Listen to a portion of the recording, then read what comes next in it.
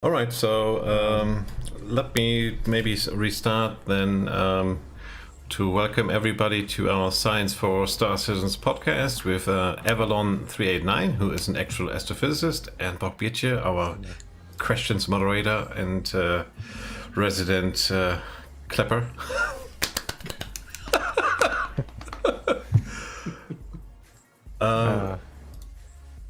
Yeah, so we will talk about science in general, or especially with regard to astrophysics, and we hope to get tie a knot with StarCitzen, especially with black holes and what other holes you mean? Wormholes. Wormholes. All right. Jump points. Jump points.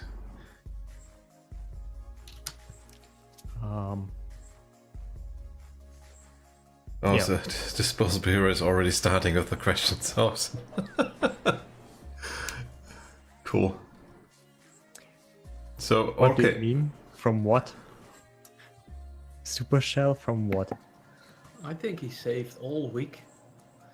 Yeah, probably. Those questions. Yeah. So- I mean, there are a few supershells. So do If you mean we? a super bubble from a supernova disposable?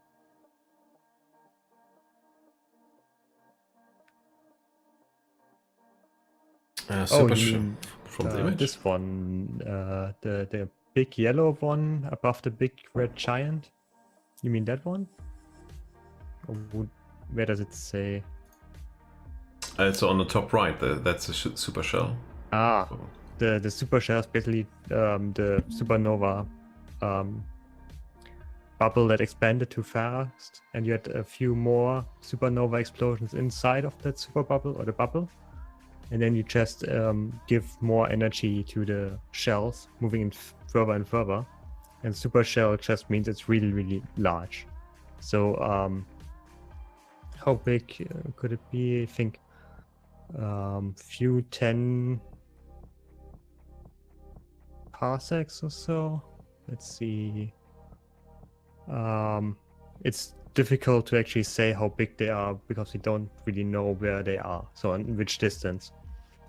But they are basically the rests or the leftovers from a supernova explosion. So you have the small bubbles, and then they're basically remnants of stars.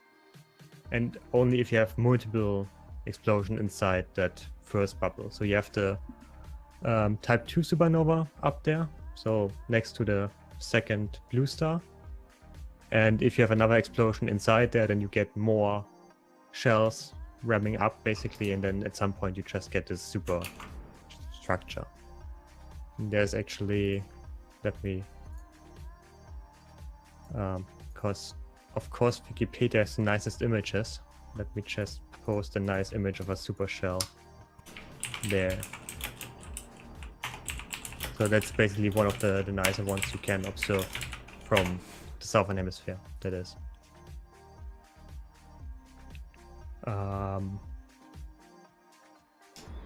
Could also be so made in football, but yeah, no. Does it answer your question, disposable? That's basically an image we have seen before, is it? Yes. I recognize the shape at least. Yeah, the shape is nearly always the same. It's Really? yeah, because you have a star in the center which is spherical, and then you get basically an exploding. The outer regions of the star get blasted outwards, and you get this shell structure. Depending on Okay. how fast it spins and so on, you get slightly different shapes, but mostly always the same. Yeah. Okay. Right, Pratchett, mute keyboard. When are we going to get the first picture of a black hole? Hopefully in 2 years or so. There's the Event Horizon Telescope coming up, which has a high enough resolution to actually capture the central black hole of our Milky Way, hopefully, or the shadow of it. Will that And be there are Earth-based actually or orbit-based? already some models for that. pillar of creation. Let me just open it. Takes a while with all the stream and so on. Oh, So basically the Event Horizon Telescope is, let me actually stop the stream. The Event Horizon Telescope is multiple telescopes that are basically connected with each other over the whole world and capturing the same region of space, and then you basically overlay the image, and then you get an interferometric image, and that basically should be high enough resolution to get the image of the black hole. Let's go there. Let's see. I just post them in stream chat. It's faster. So, or I can actually also same time post it there.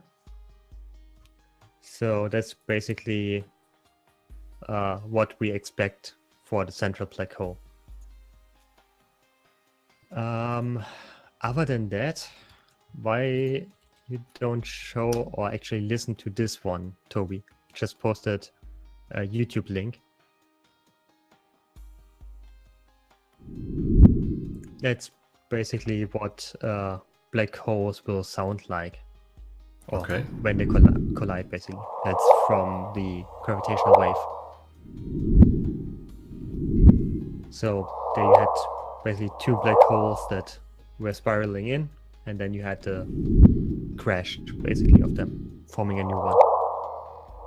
That should be also, it was all over the media, basically. It was the first detection of the gravitational waves. That sounds so different than I actually expected. Yeah. It's more like floop. That's Yes. it. Plop. And there is actually a delay between both detectors of a few milliseconds or so, roughly. And that's the same signal, just a bit delayed, shows you that it was actually an event coming from outer space, not Earth. Because before that, they had another event where they were pretty confident to actually have a detection. Let me just look for the picture of that. Because what actually happened is a truck crashed into the detector facility. So no gravitational wave, but a truck that actually ran into one of the two tubes. Oh, wow. That's too bad. It's a bad day for science, then, I would say. Yeah, well, it's just a vacuum tube, which is pretty stable, but still annoying. Expensive day. Yeah. So, yeah, that's basically gravitational waves. That's one way to detect black holes if you want to use gravitational waves. Or you can, in principle, use the HEN feedback, basically. So, HDN feedback. HEN, active galactic nuclei. That's basically in a galaxy somewhere else. The black hole is accreting mass and then spitting out energy. And it's so much energy that it can sometimes outshine the light of the rest of the galaxy. So like all the stars in the galaxies are not bright enough to outshine the central object. Okay. And with that, you can measure mass, for example, and size sometimes.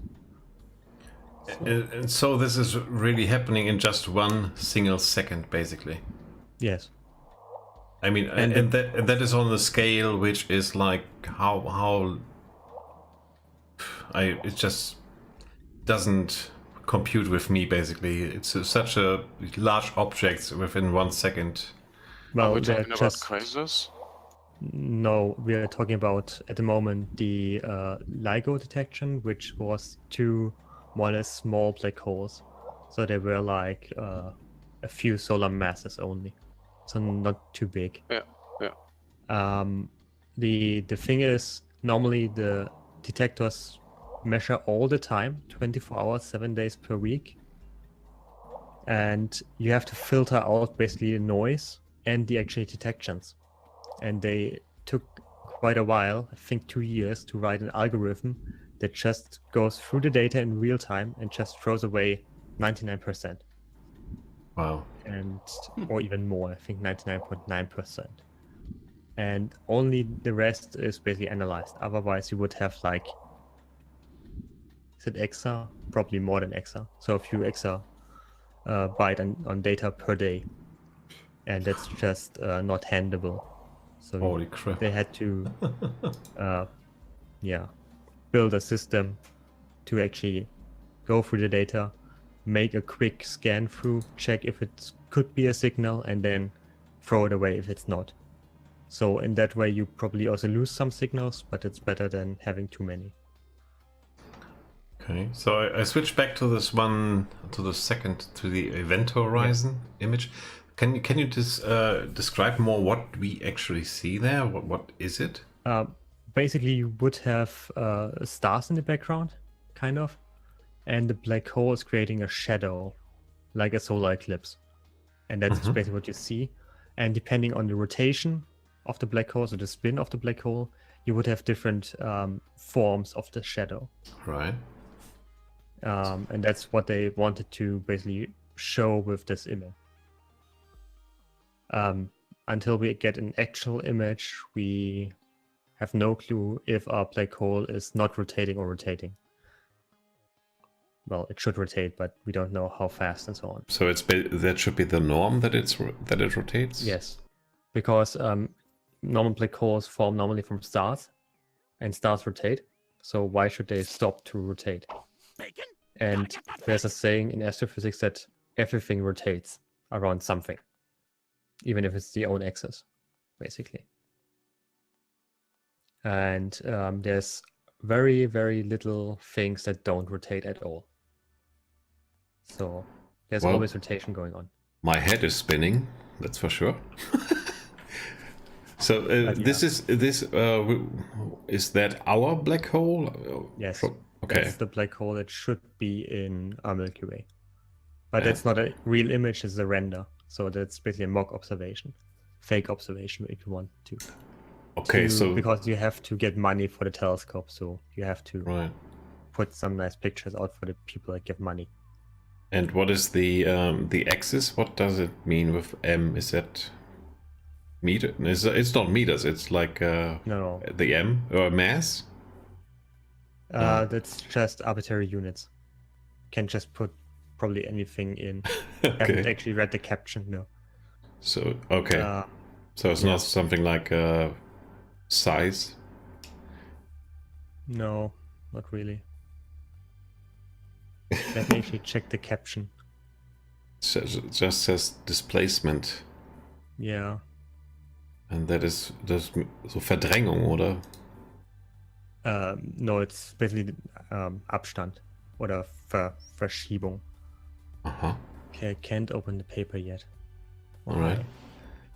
Yeah, I have to look at the paper and the caption, what it says, what they did there. Alright.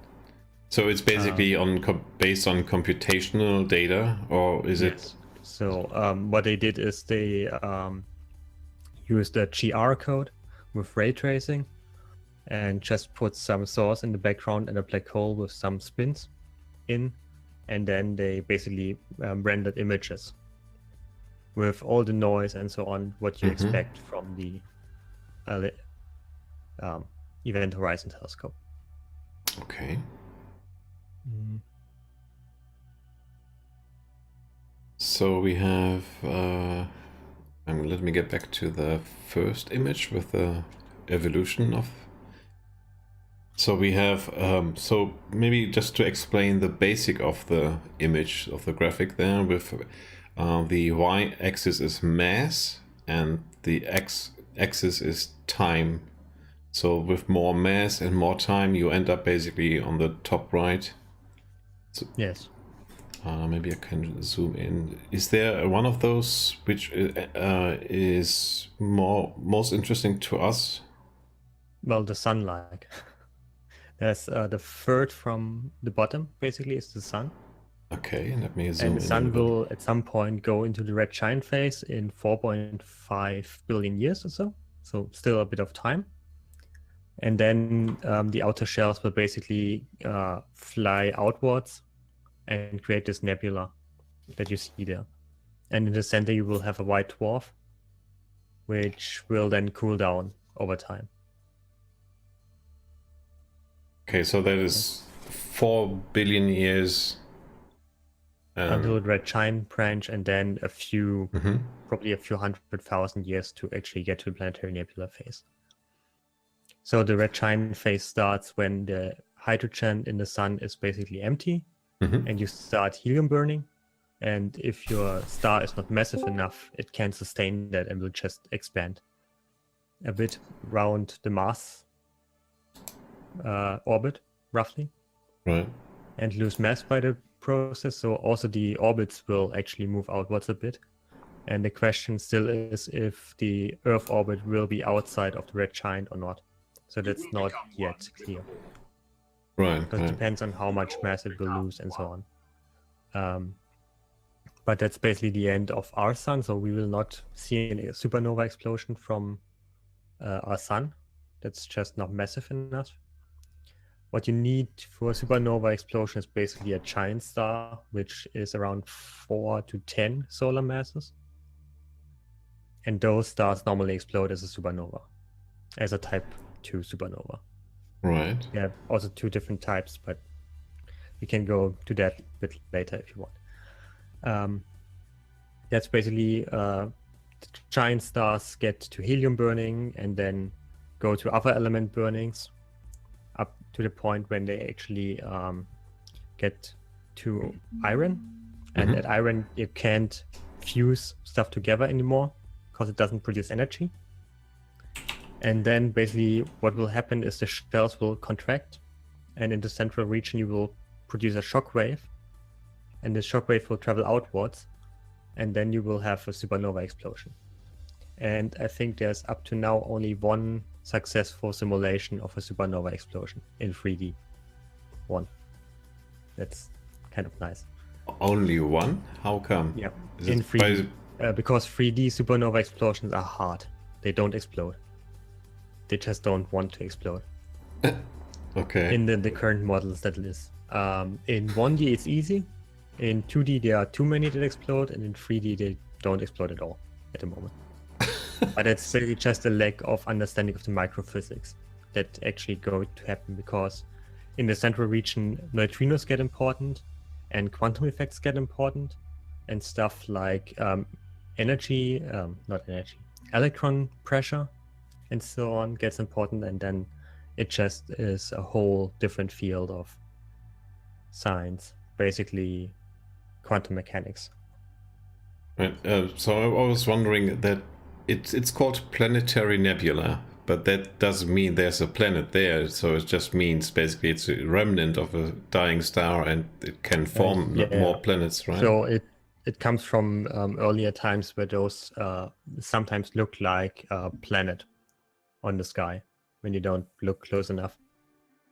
Right. So people just nicknamed them planetary nebula.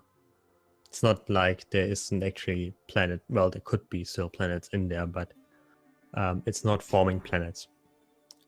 Planets are formed basically in the protostellar disk, which is on the left, all the way on the left.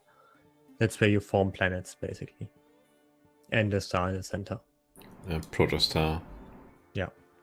Yeah, and the protoplanetary disk on the outskirts, basically. Right.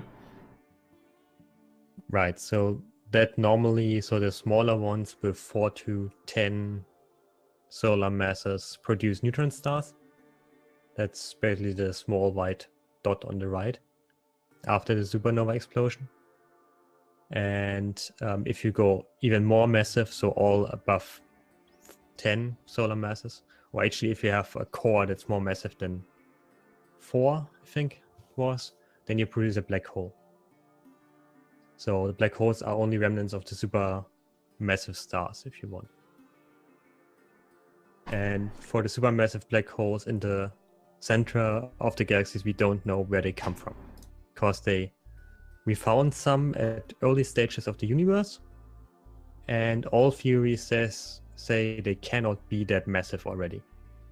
So there is some mechanism we still try to understand why the supermassive black holes in the center of galaxies are actually the massive as they are, or as massive as they are. And now I just found the abstract. Great.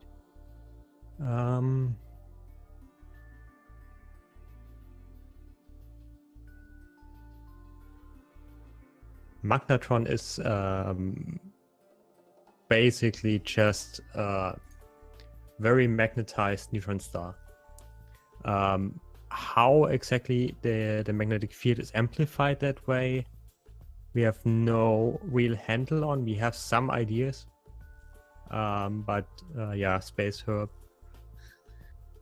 It's basically a neutron star that has very strong magnetic fields. That's a magnetar.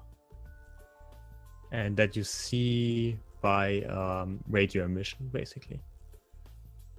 Pulsars are also neutron stars. So the lighthouses of the universe are also neutron stars that have a jet coming out along the rotational axis. And because rotational axis is not, or the pole axis is not rotational axis all the time. So you have the pole axis where the jet is coming out because the magnetic fields come out that way. And you have rotational axis, which can be somewhere else. You have this lighthouse effect that your jet is sometimes pointing at us, and we can actually measure that, and they're the best clocks we have at the moment. It's quite nice. Can use them as clocks. But you're saying they are the best clocks, but yeah, it's so weird. I mean, they are so far away, and we are measuring something, and we are saying that they are so precise.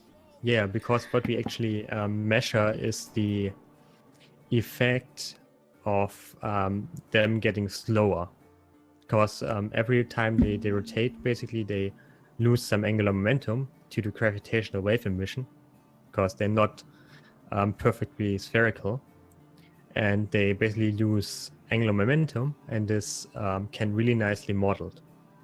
And the error in that is smaller than with atomic clocks at the moment. And they're milliseconds or picosecond pulsars. So they come quite often. So we have just a large sample size. Okay. I will stick to my iPhone for the time. That's good enough.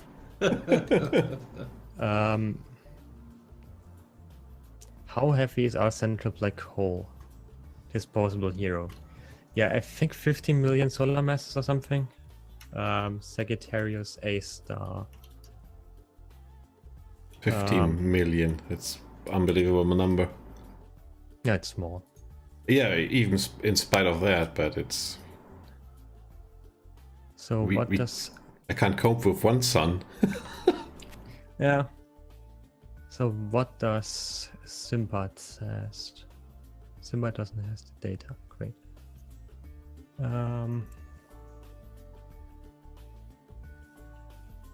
Sagittarius A star. Oh, only 4 million solar masses. Okay. But what's the error bar on that? I think plus minus a few. So it's a slacker. Yeah, it's a small, only 4 million solar masses. Sorry. But there is there are a few that have up to 150 million solar masses, so quite a bit more. Wow.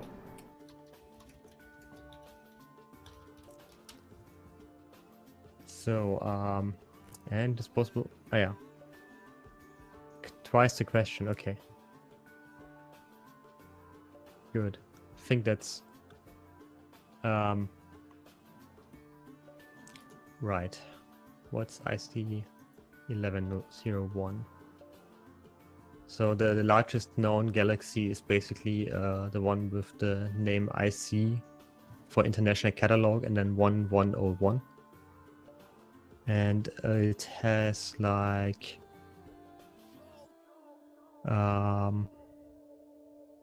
so the size is nearly 2 million times 4 million light years.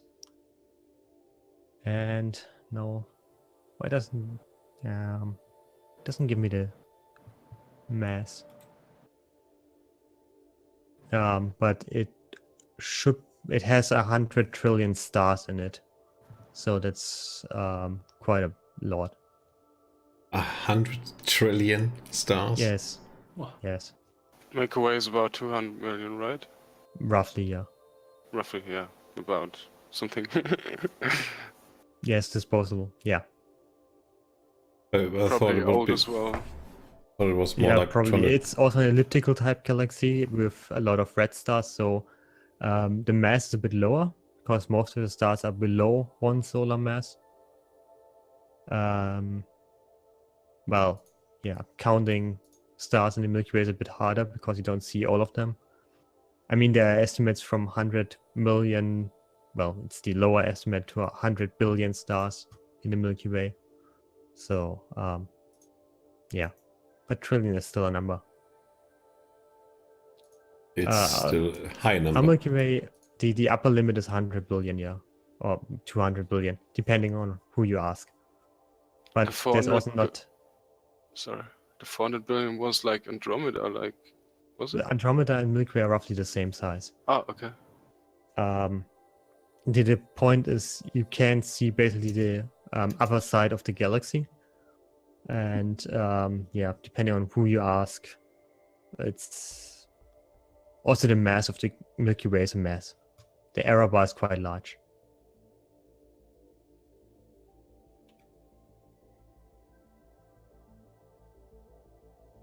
Milky Way estimates 400 billion stars, 100 billion solar masses. Sounds about right, yeah. But depends on if you normalize your stars to 1, then. So I mean, it question, also depends if you count actually neutron stars and white dwarfs or brown dwarfs, which are not easily countable. I mean, counting is one thing which you can do wrong most of the time. With stars, it's a bit harder. So yeah, the estimates vary quite a bit. but do we have special groups that will that do these surveys basically? Yeah. There are special surveys that do counts, and one for the, well, it's not particularly for counting stars per se, which is Gaia, but that's basically to actually also count like distances and speeds of the stars in the neighborhood. And that's basically a counting survey. So they actually count individual stars and then measure the properties. But it's only local, like you think 1 or 2 parsecs around the sun. So not too much. Is the Sloan thing related to that? Sloan is an all-sky survey who doesn't really count stars. You could count stars, but it's not good enough for that in spatial resolution, I would Right. say. Okay. Because you get a lot of noise for the star stuff, and normally you try to not have stars in your picture in Sloan as well, because you Right. want actually, yeah, got distracted. Have to start again. Poor hero. Yeah, it's quite nice to actually have. I mean, most are estimates from surveys, basically. Yeah, Lagui, it's Gaia is basically Hipparcos. It's 2. It's 5. Yeah. With higher resolution and better depth, basically. So it can look further into the galaxy. That's basically Gaia. And it's done already, so they are finished, and their heating, also the heating and cooling system is shut down because they run out of fuel for that. So, but they're done with what they wanted. So if you go back to that graphic, so we have the sun-like star, red giant, and the nebulae, and it says then white dwarf, and the white dwarf can still get up to a supernova type 1a. yeah, that's because type 1a supernovae are nuclear supernovae, so nuclear explosions. but those can only happen in binary systems or multi-star systems, because you need a donor, so one that Okay. actually gives the white dwarf mass. Pushes it over the edge, basically. Then. Yes. Okay. So the white dwarf is as long stable as it is below 1.4 something solar masses, and as soon as it gets above that, it explodes in a Right. thermonuclear explosion, basically, and that's the Type 1a supernova. Yeah, and there's also a term for that. 1.4. Is it something with SH? Chandrasekhar. Yeah, Chandra. Chandrasekhar. Well, it's one of the Chandrasekhar masses. There are multiple ones. Okay. So, yeah. Quasars and gamma ray bursts, disposable hero. Quasars are just black holes in a galaxy far, far away. That accrete mass and outshine basically the galaxy. So they're really, really bright. And because they look like a point source, and that was basically the reason why they named them quasar, so quasi-stellar object. And gamma ray bursts are basically, bursts of gamma ray that just hit something sometimes or come from somewhere. And I think Toby linked the paper last week or so that they think that gamma ray bursts are the birth signs of black holes, basically, right? That was the paper you linked. I linked something? Yeah, maybe. Yeah. So basically, the idea is your collapsing star sends out, or the collapsing neutron star in the center of your star that then collapses to a black hole sends out gamma ray bursts in its birth moment, basically. I think that was what the paper stated.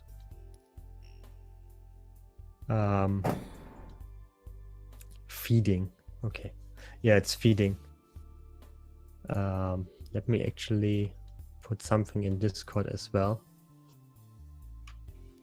for Toby to show at some point. Basically, that's from the Gaia survey, and it's an image of the Milky Way, but there's only stars there. So every point there's a star, and they counted 2 million of them. So it's quite a nice one. Again, what? Every light source or every pixel Every is basically... dot on there is a star.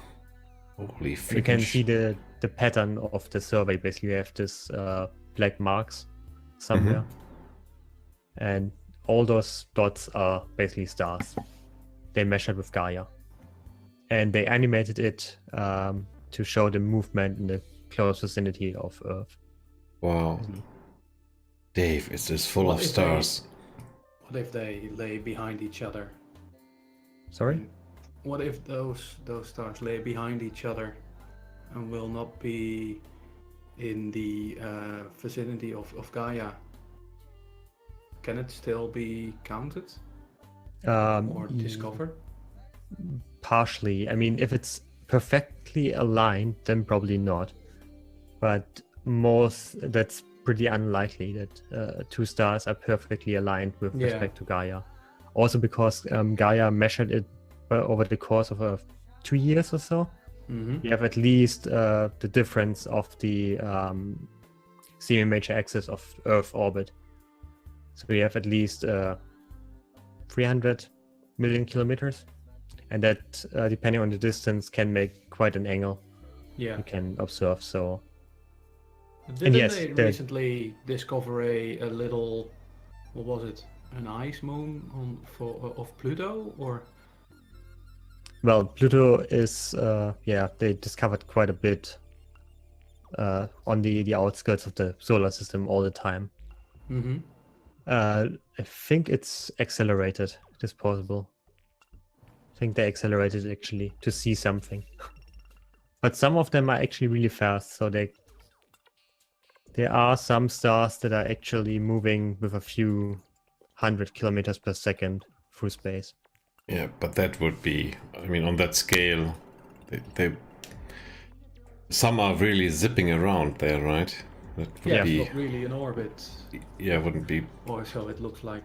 Well, they are not orbiting us, so they No, look like they are just Flying. zooming around.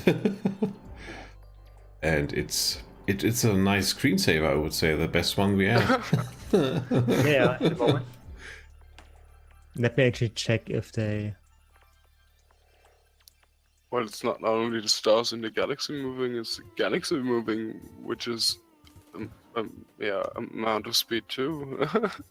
So we're all kind of speeding through the universe. I mean, in the end, everything is moving around something.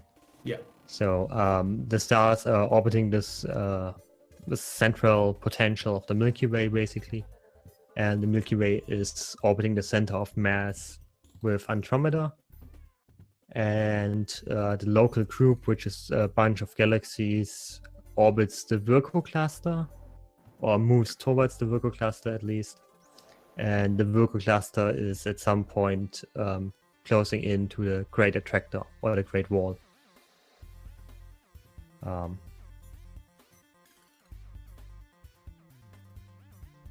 So is the center of the image also the center of the galaxy then? It should be, yeah. Okay. It looks like, yeah. So to explain a bit what they did, so 1 frame difference in the video is basically 750 years. So what you see in the video is 5 million years of. There you go. moving. Wow. Not the Great Wall in the US. No, it's not built yet. But the Great Wall, the Great Attractor in the universe exists already. Come on. There's no great attractor over there. Give you the link to the website where I found the video. It's all publicly available. Can all read that. It's no secret C here. Not like in biology, where you have to pay for everything. Oh, shots fired. Really? Okay. Yeah, so the publishing part in physics is quite good. I mean, also in biology, you have the institutes have normally contracts with the publisher, and you can get the stuff for free from the institute, basically. But in physics, there's some special website where you can just upload your stuff, your preprint, basically, and that's always publicly available for everyone to download for free. Okay. The papers normally you pay. Either you pay or your institute pays. Mm-hmm. Not yet, Space Herb. But there was one talk from HPC people that talked about how to detect dark matter in the experiments, basically. I found that interesting. So they use high performance computing to analyze the signals. Right, that one can be closed, that one. What else? So maybe we should get back to the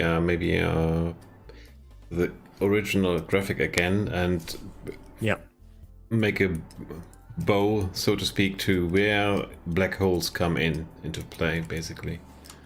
Yeah, so basically the most massive stars will so neutron stars are forming when you actually push electrons inside of protons, which is a hard process to do, and producing neutrons on the way. And that produces then a pressure, basically, from the neutrons, a degeneracy pressure, which will then stop the collapse. But if the star is massive enough, it can still pressure onto the neutron star, and then actually push the neutron stars or the neutrons even further together. At some point, it will just produce a black hole. So the neutron star will basically collapse further into a black hole, and that's what you get then in the end. And that process should actually produce gamma rays. That was the paper. So the most massive ones, like most of the blue supergiants, will explode as supernovae and then will go to a black hole. most likely. And those gamma ray bursts, those are basically the most energetic phenomena we basically know right now. Is that right? Yes. Yeah, they're basically short lightning shots out of gamma rays. And there's only the Big Bang that has more energy than gamma rays, yeah. Right, so always what I hear in the science videos is like a gamma ray burst can put out more energy than like our sun has over 5 billion years. Yeah. Right. It's because you convert basically a lot of gravitational energy to photons. And I think also partially because you're already accreting some of the mass onto the black hole, that also increases the energy. Right. So you have quite a bit of energy there that comes out. So I think it's... Yeah? No, go ahead. I was looking for the energy. Okay. Range. I'm just wondering about we are talking about huge objects in space, basically, which collapse or something like that in a fraction of a second. Yes. And then put out energy. But is that all? How does speed of light come into play? It's still valid, right? It's not happening faster than the speed of light, or is it just basically No, a it's not different happening thing? faster than the speed of light, that's true. Okay. So the speed of light is basically the speed limit. And I think most of them, the problem is the region you actually have that, or this phenomenon happening, is also small. So the time you need to cross that region is really small. So Okay.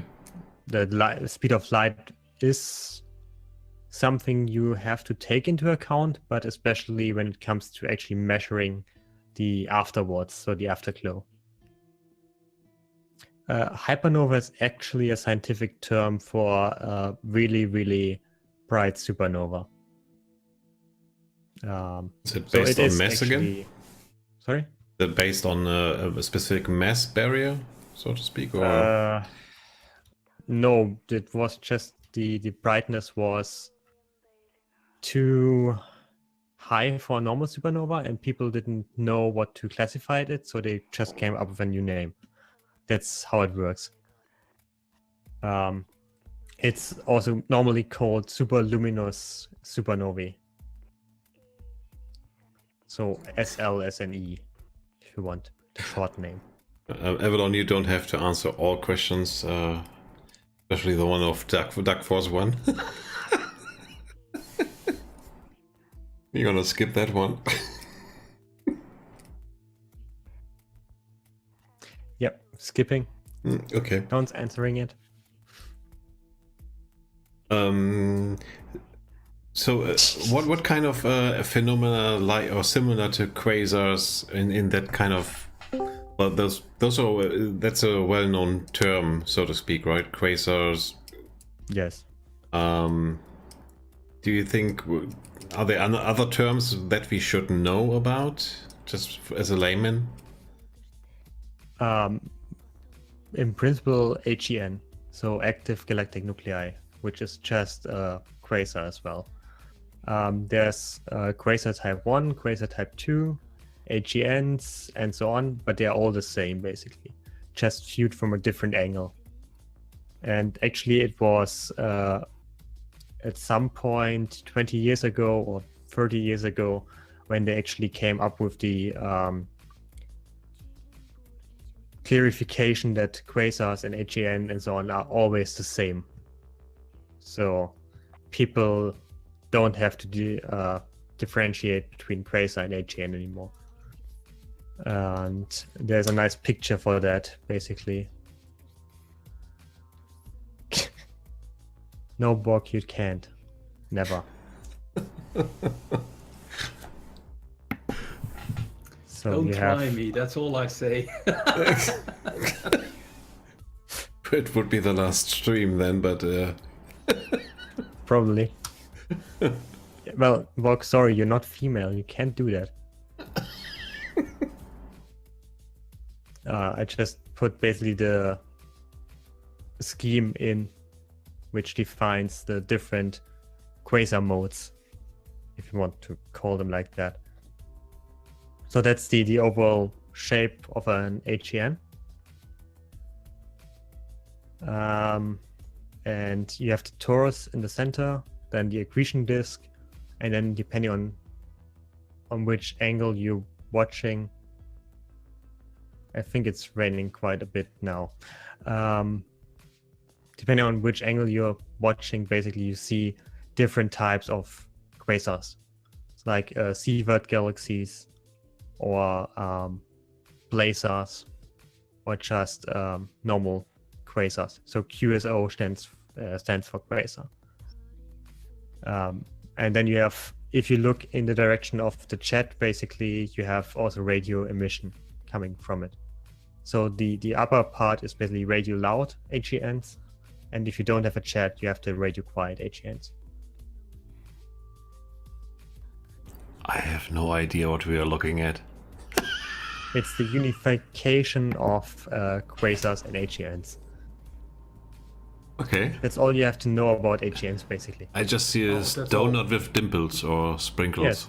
Okay. Yeah, cool. roughly. The biggest one out there. So is the are those eyes basically schematically like watching from different perspectives? Yeah. So that's basically the different line of sights. And then you have, like, for example, let's start from the right, where it says NLRG type 2 quasar. So that's basically, you look at the torus pretty edge on, so pretty on the torus, and have a jet, and that's basically one of your quasars. And if you go a bit further up, basically in the view line, so a bit more face on, then you get the type 1 quasars. Depending on which region you actually see, but yeah, that's basically the one you would normally classify as quasar on the right. Then blazars are just quasars where you look directly in the jet. And on the left, you have the ones if the energy is basically small. So if the output, the accretion is low. And on the lower part, you only have so-called Sievert galaxies where you don't see a jet, so you don't see radio emission, but you actually see some of the light coming from the HEN, basically. It's basically the quasar, but without jet. I'm having a little trouble. You were saying chat? Jet. Jet. Jet. Oh, jet. Okay. Jet. Yeah. I was talking, where's the chat? Where's the chat going?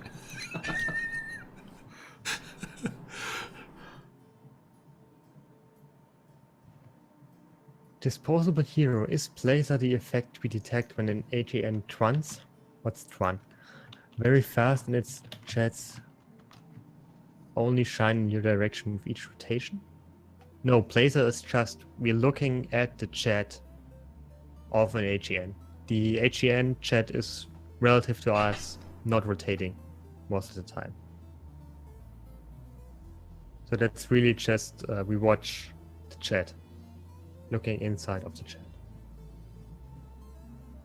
Duck Force 1. Do I want to read that? No, it's safe. It's safe. Okay. How far from the galaxy center would we have to be to have a chance at habitable worlds without the radiation?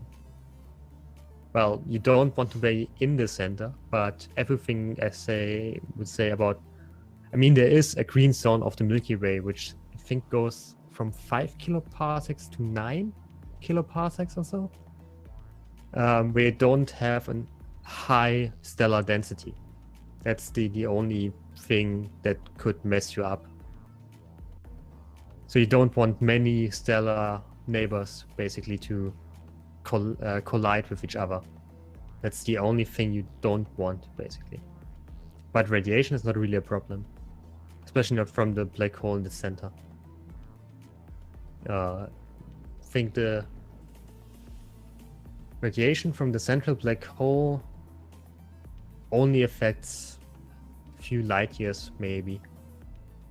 The jet is a different thing, so the jet can affect quite a bit more, depending on how he's going through. Well, the region is 5 kiloparsecs to 9 kiloparsecs, dark force 1. And that's 9 kiloparsecs is roughly the edge of the Milky Way. Plus minus a bit. So we are at... So pretty far out then. Yeah, it's pretty far out. We are on the outer edge, basically. Right. With 8 kiloparsecs. Still, 1 kiloparsec in between is quite a bit. So... Do we have some source nearby that could be dangerous to us? Or some star? Not really. Not really? No. I mean, the only interesting thing at the moment is Betelgeuse. So Beta Goetze. Yeah. Who is at the moment a red giant and might go supernova soonish, which means anywhere between now and the next, I would say, 400, 500 years, plus minus a few hundred. You just looked into the light. It was like, okay, I'm looking at Betelgeuse right now. Okay, he's okay, and I'm not exploding. Yeah, that was was doing it. I have Betelgeuse up there. It's there. Yeah. Nice effect.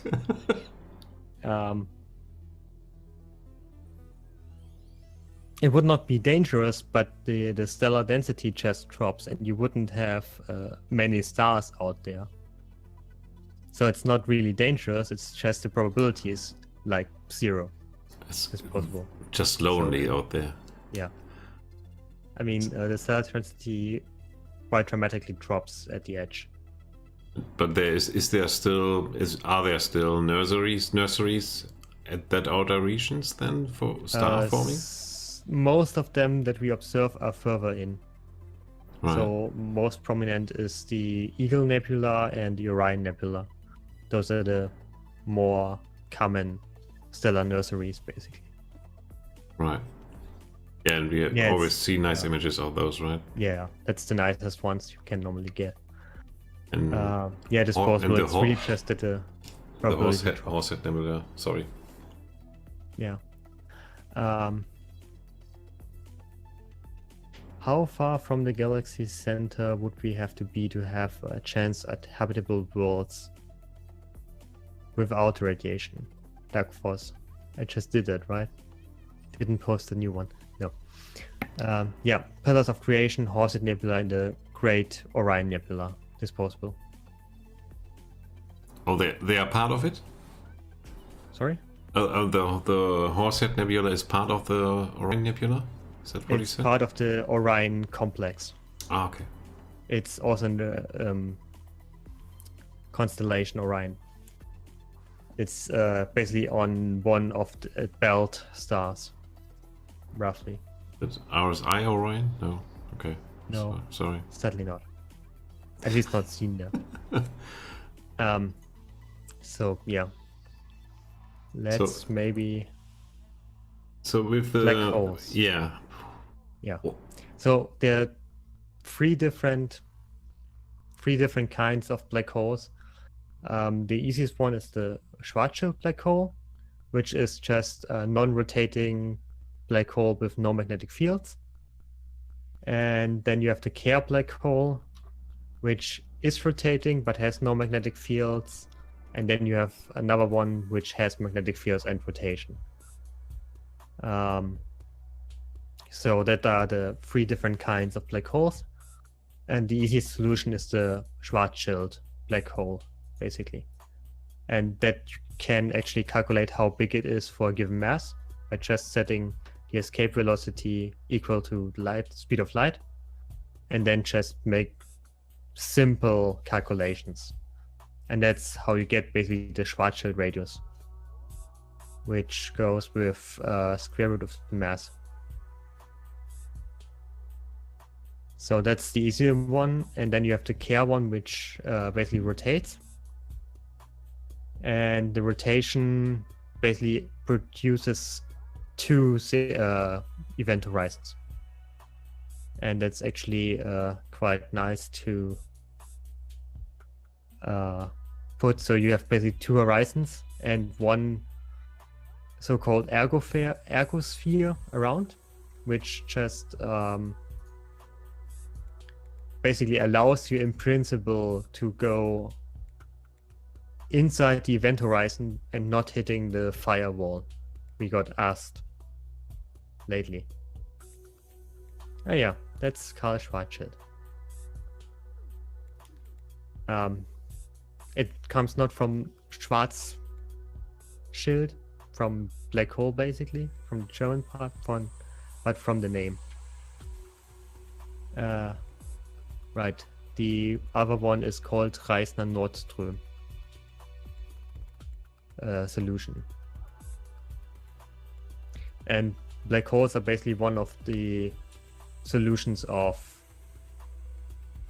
the Einstein field equations, basically. So the Schwarzschild one is one you can actually solve with standard methods. So yeah, let me actually look for a nice picture for the two event horizon one.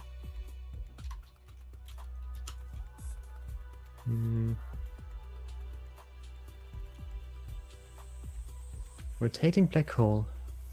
Like I said, Wikipedia has the nicest images.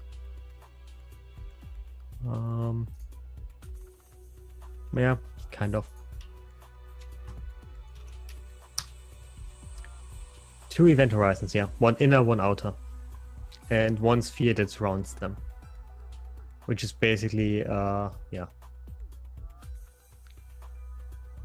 The outer envelope, if you want.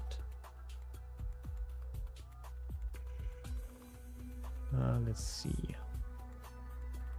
So basically going from black holes to wormholes is just using the same words. So there's a Schwarzschild wormhole and a Kerr wormhole basically.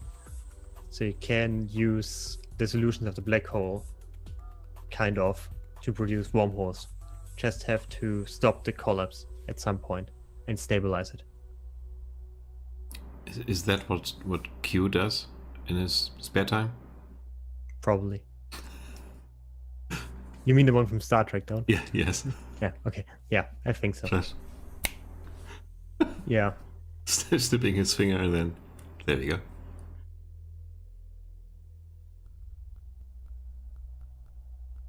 I mean, this image is basically with one of the more fast rotators. So the number up there you see 0.99 is 0.01 below the maximum, which is 1.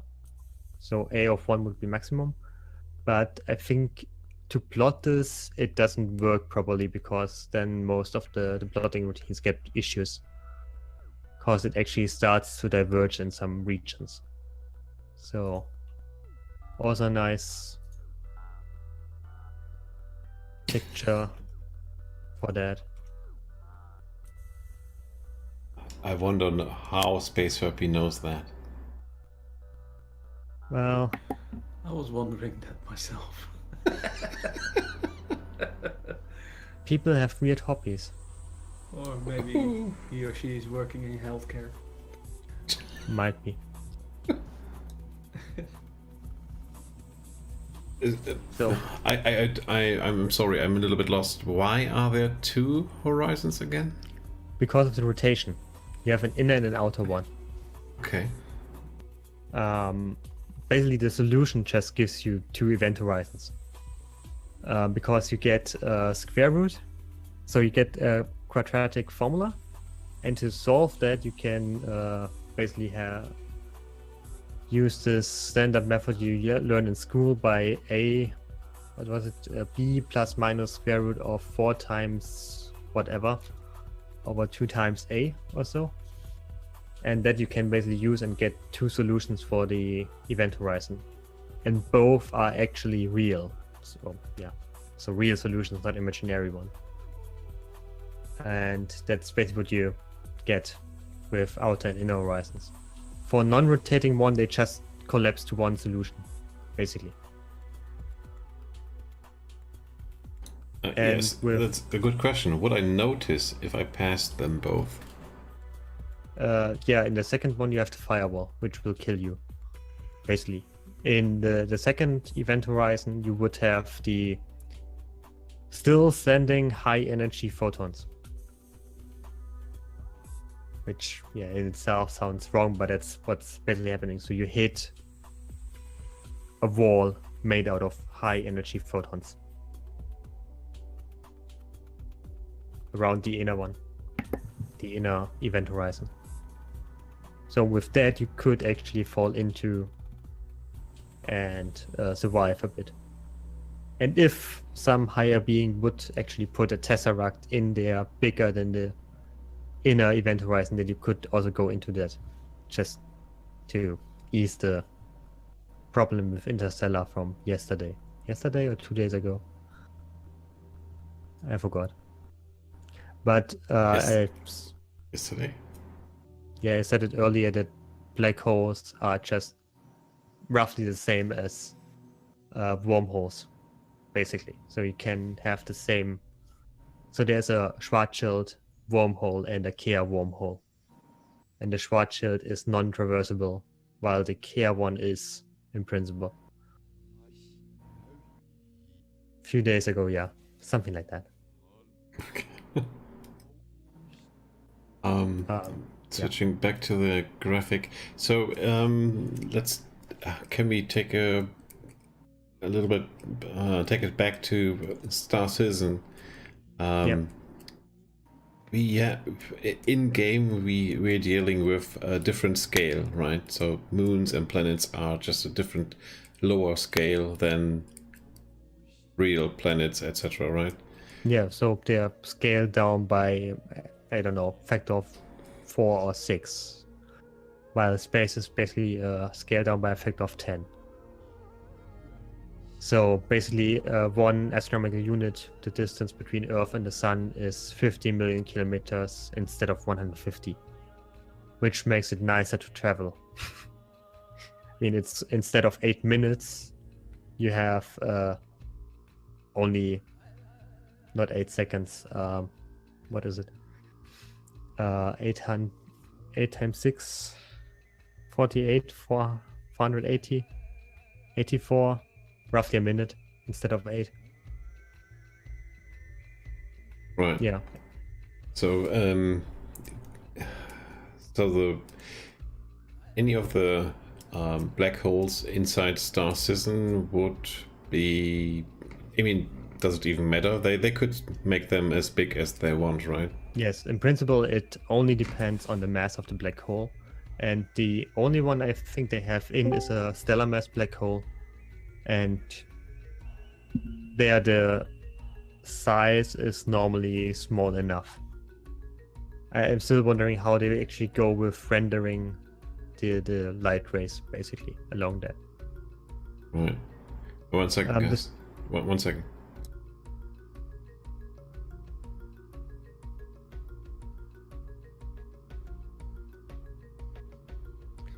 Okay. Disposable, are they sure to stick with 1 to 4 in radius, or was it area or volume? I mean, it depends a bit, because with 1 to 4 Delamar, which is a planetoid and has around 2,000 kilometers in diameter, basically, right? That was what Chris Roberts said last Gamescom, that Delamar is 2,000 kilometers in diameter and is a planetoid.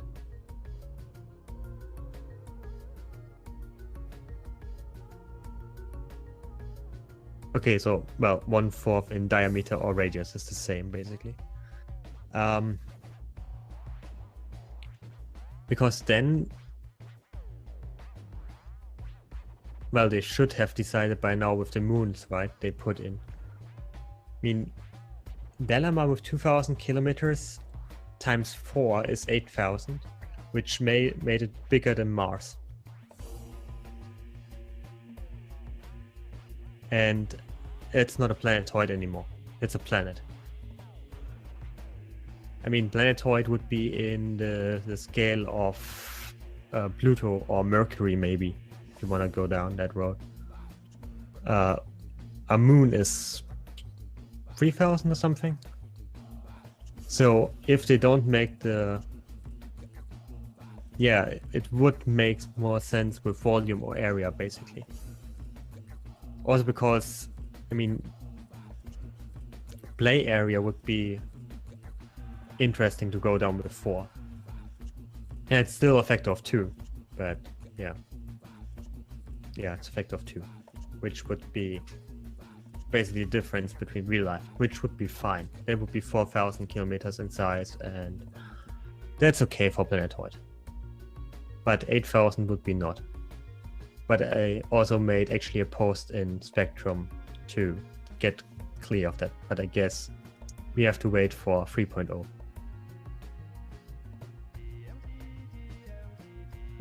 Yeah. Toby muted himself. Yes, I'm looking for some links and don't want to kill everything. Ah, But I found one image I'm gonna put up here.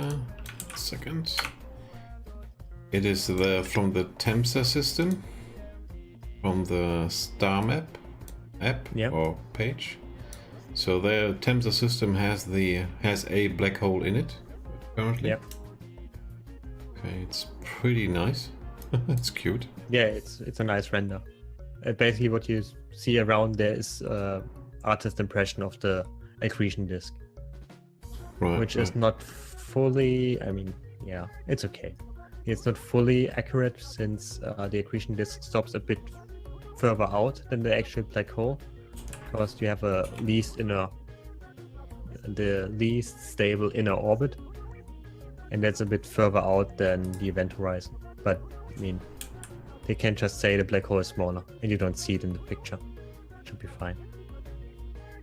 Yeah, I mean, it looks nice. Question is how they do it in 3D rendering in the end, Yeah. in game. It's probably not that easy, right? Well, you can do it in Blender quite easily, actually. Yes, but in engine, I mean. Should be also easily. I mean, you just add distortion, so it's basically just adding a texture that bends the texture behind. And it should be actually easier with the secondary viewpoint now. So with the holograms, basically. Because then you can just put camera and then just distort the image. Should be quite easy to do in engine.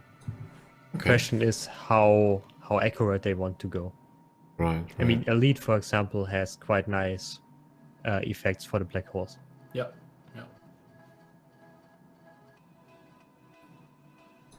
So do we know about this one? Or do we know multiple ones? I think at the moment there's only one black hole in the whole star map, if I remember Cherry correctly. I think she said that they only have one in there, but maybe want to add more in the future. Oh, I see. Okay. But there are quite a few binary star systems in there. So binary star systems are more or less common. Should I open the graphic you posted? The other one, black hole? Oh, that was that one. Ah, okay. Got it. Yeah, I think they are Yeah. the one is the same. Yeah, I mean, it would be cool to get the interstellar effect. So the actually also tilted upwards accretion disk. So more or less realistic one. So should it have then all the effects related to a black hole? So if you cross the horizon, we will lose our ship, basically, right? Well, you would probably burn up earlier before you actually reach the horizon. Right. But yeah, in Elite you just fly through, which is no.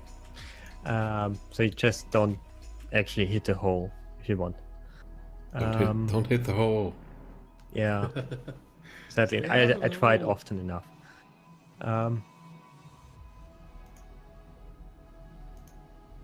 So, in principle, they should have a boundary there where if you hit it, you die, basically.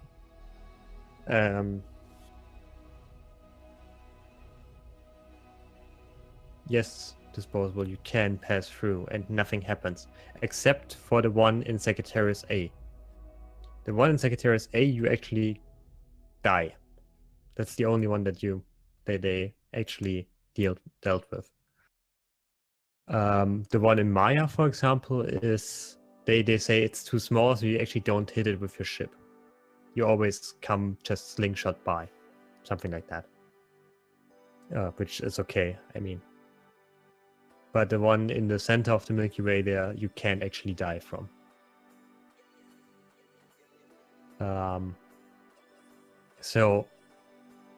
But I mean, probably what they don't do is the full interstellar effect, because for interstellar they had a render farm that worked for quite a bit to actually get one picture out there. So had, I think, a supercomputer sitting on the rendering, because it was a full GR ray tracing code they put on there, and that run quite a while to actually produce the nice images you see in Interstellar. So that will probably not happen in Star Citizen, because, well, except the technology gets so much better in the next few years, like next 20 years.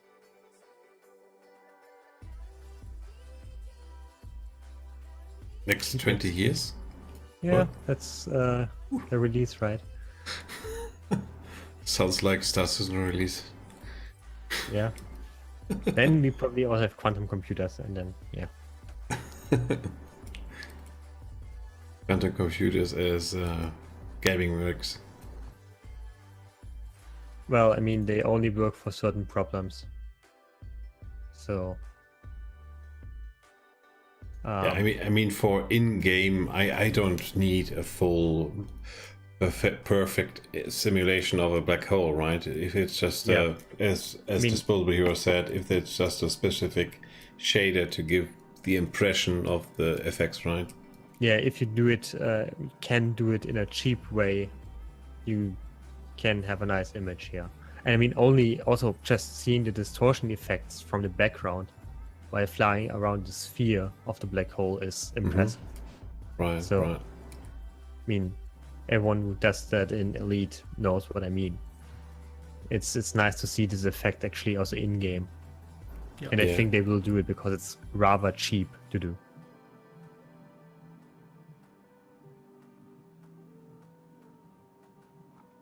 Right. Should we go with wormholes or should we stop here? Because it's over an hour now. The hourly podcast. We can do it next week then, I would say. Yeah. I mean, then I can look for nice... I somewhere have a paper which is titled Wormholes. Right. A nice tool to teach GR. Because wormholes are actually older than black holes in solution age, basically. So they were there before black holes. So, okay. Because they're even easier to get from GR than black holes. In the math sense. Yes. Right. Well, the lore makers team has actually astrophysicists in the US that help them out. And the reason why you see on the star map this green circle around the stars, roughly this at the real region we expect them, is because they told them where to put it and how to actually calculate that. Right. And they also have different type of stars in game, or at least in the star map yet. So at the moment it's really just changing the texture of the star from yellowish, whitish to bluish to reddish, whatever you want. So that will probably change when they actually do the same things with stars as they do with planets, so make them actually visualized, having coming something out of it, for example, like solar winds. And yeah, Yes, I actually wanted to remake that yesterday. I didn't got to it.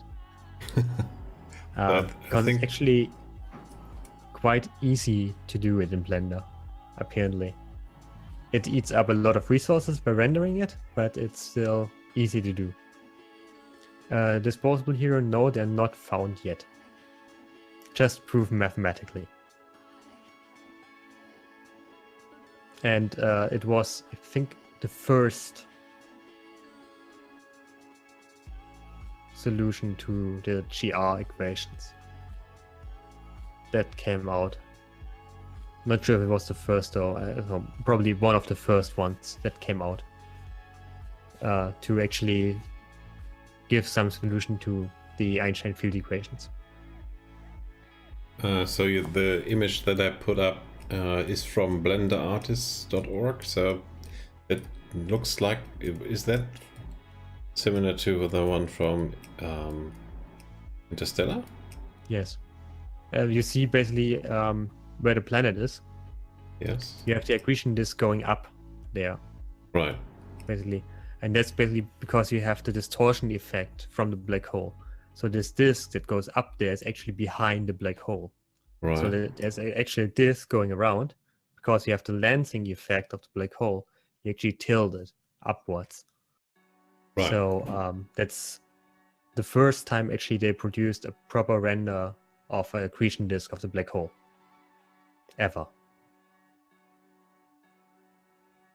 Especially for movies. I mean, for movies you don't need that normally. Black hole has to look like it's eating you and have an accretion disk that looks like a disk, and so on. It's not really going up, no. It's the lensing effect. Yeah, just a visual appearance. Yeah, but it looks really nice on screen, I have to admit. Yeah. It's a nice background image.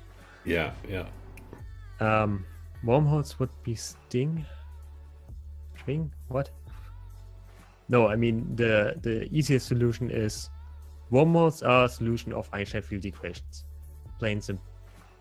The easiest ones are non-traversable, and as soon as you put something in, so if it's an electron or neutrino or whatever, it will collapse immediately. Even if you just look at it, sometimes it will collapse. Then there are some that are metastable, which is kind of stable. But you still have to put a lot of exotic matter in to stabilize basically the frog where the two black holes connect to actually stabilize this region, so it's not collapsing and producing two black holes. Space herb, basically they're just proven they could exist in theory, not that they can or do exist at all. And with StarCitizen, I don't get the difference between a jump point and a wormhole, because jump points are also prone to actually close at some point and collapse, so they sound quite awful like wormholes to me. But yeah, Ben said they're not the same and they want to come up with some wormhole stuff. Not sure what that means though. Some gameplay stuff with wormholes. Yeah, just come up with some stuff. That's always a good answer, right? Yeah. I mean, yeah, go ahead. The jump points, from what I understood, are more or less artificial wormholes produced by some malfunction of the quantum drive, and they basically tear.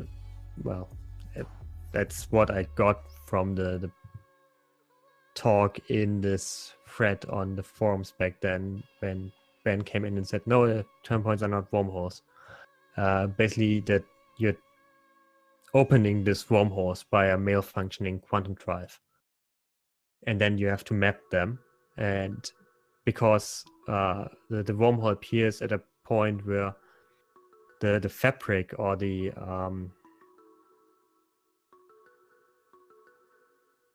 I forgot the names. The sheets basically between the dimensions are weak, so you basically Okay. punch through there and then just go into some kind of subspace and travel through that. Something like the slipstream drive in Andromeda. That's what they turned out to might be. I mean, we will see when they actually bring them in game.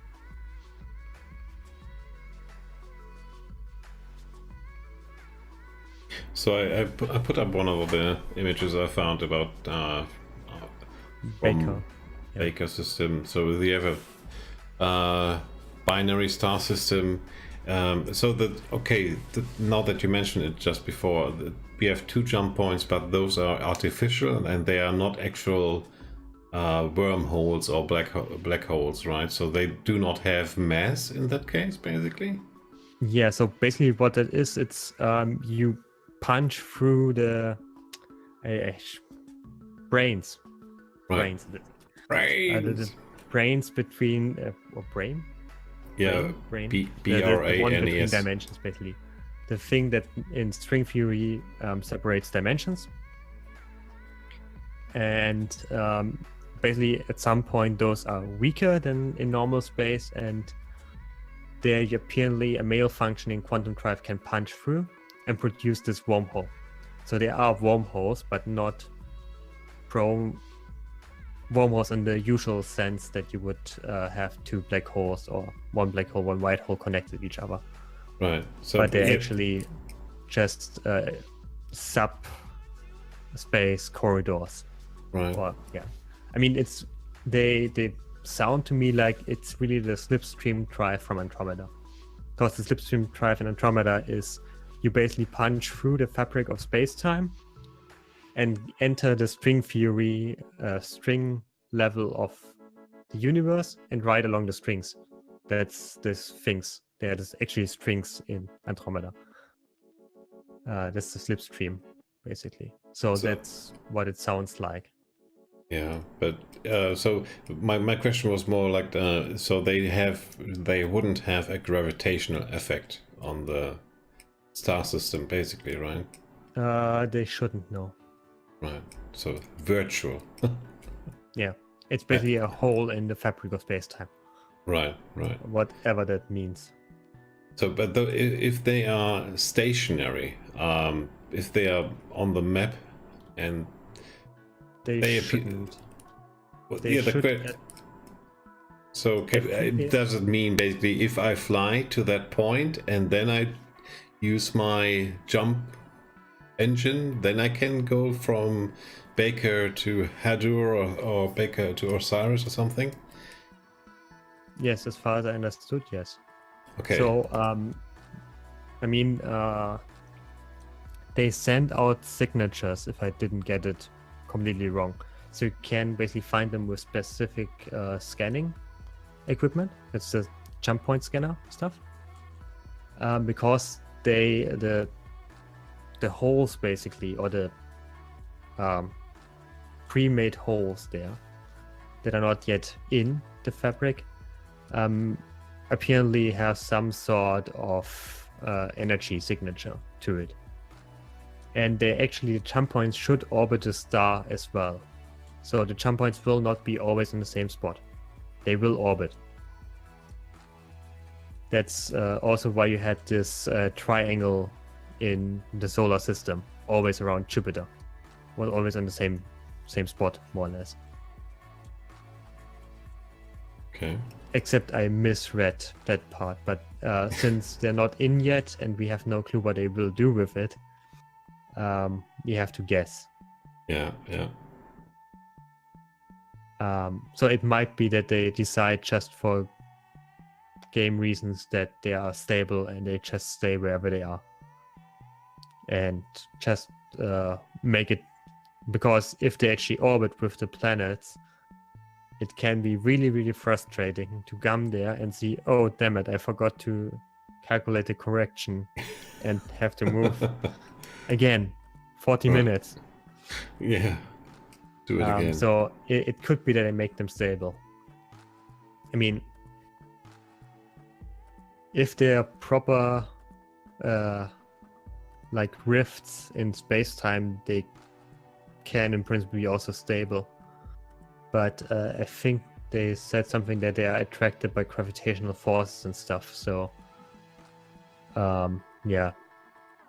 I mean, the full thing is not yet written, so can just guess. And good morning, Efferchan. Good morning, mate. Well, disposable might Right. be still. I mean, they might be still affected by the gravitational pull just because they're part of the space-time. So like the fabric of space-time itself. And if you have a rotating black hole, it actually distorts space-time around and rolls it up, spirals it up. So it can still have an effect on the jump points. Yeah. But it's... We will have to see basically when 4.0 comes out. And yes, but disposable hero just says if there are proper rifts in space-time, which they probably aren't, then they would stay local, which means they would not stay in the system. So they should be attracted by the system, at least. Yeah. So yeah. by the overall mass, and should be somehow bound with it. But then again, they can collapse and the shape changes. So the if you click on one, you travel through it, right? Through this corridor, which is a placeholder right now. But this one you have to map in-game. At least it's the plan. And you have to map it ever now and then again, because it actually changes because of some gravitational influences on the way between the systems. So that is one way to actually keep the explorers happy and busy, just by remapping the already known jump points to make them safe again. Right. And I think Disposable also had another question which I just overlooked. Yeah, I Not think. really, yeah. Yeah, I think for today we are about 90 minutes into the podcast. I think well enough. Many questions were answered, and it's always a great treat to get to know more about that stuff. Thanks to everyone in chat for the answers and for hanging for the questions. I mean, thank you so much, Avalon, again for all your knowledge that you can share with us. And we saw some very nice images there, and to see get more explanations. Bobbito, thank you so much for collecting the questions.